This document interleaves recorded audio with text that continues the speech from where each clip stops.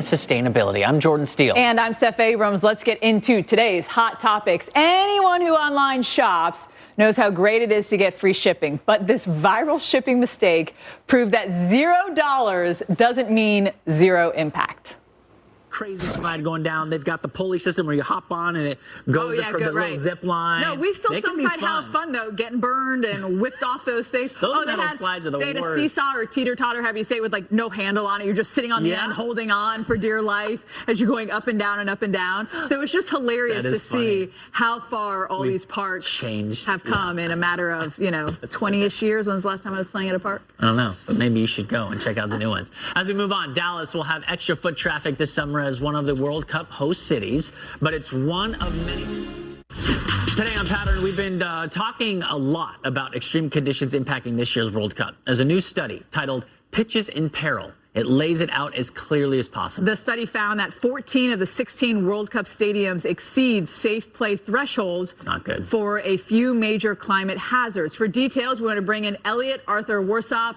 He is the CEO of Football for Future, one of the organizations behind the study. Elliot, thanks for being with us to talk about pitches in peril. How did your team analyze these stadiums, and what were some of the key findings in your report? With their future planning. You looked at the study and you look back to look forward, and sometimes we need to do that with players. How have these stadiums or these football fields, these pitches, changed from when, like, let's say Messi grew up to where he's playing now? And it's not just the players, it's also the fans you have to think about. Elliot Arthur Warsop, thank you so much for joining us. We really appreciate it.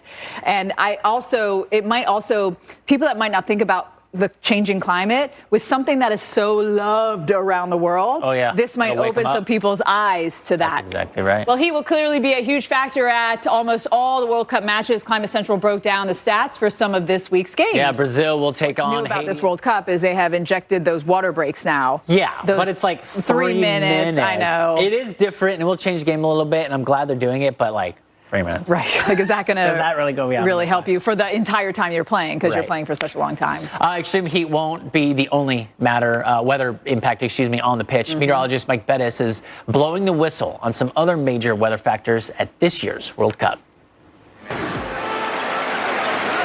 Yeah, it's going to be interesting, too. The elevation, is crazy in Mexico City. And then I was just thinking, like, temperatures, we're talking about humidity, Miami's getting a problem. But you go up to Canada, and there's going to be some games up there. I wonder if that'll be helpful because you're a little bit farther to the north and maybe not as impactful. We'll see. I was thinking about all the fans. Bless you. Excuse me. I was thinking about all the fans, too, because these players, they play in intense, weather. Right, their body's more fit for it. And I know you're just like sitting watching a game, but it will wear on you. That's when a I good went point. to University of Florida, and I remember at a football game, I'm just in the stands, and I almost passed out from the heat when that sun was right on me. Well, that just happened at the tennis match in the Roland Garros. Yeah. The fans were passing out like crazy. Right. Well, Miami may be hosting the World Cup, but our next story takes us 20 miles south. In Pinecrest Village, they send their flowers.